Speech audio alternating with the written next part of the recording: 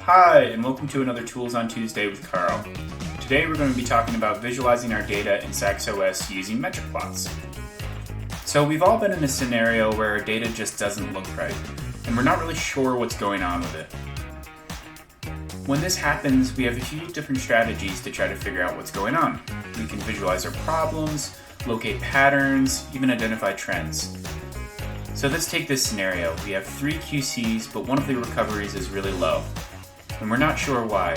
So we go into SCIEX OS and check our peaks. And hey, our peaks all look normal for our analytes. So we need to dig in a little bit deeper. And this is where metric plots come in. So we're going to go ahead and create a metric plot of our areas. In this scenario, we're going to first compare our QC peak areas throughout the run. And even more confusing, our areas look fine. So what could be the problem then? Let's try plotting our internal standard area. And here's where we see a problem. Our QC3 is very low. So let's check out that peak. And when we do that, we can see, oops, it looks like this peak was misintegrated. And when we integrate the peak correctly, we will have the right recovery.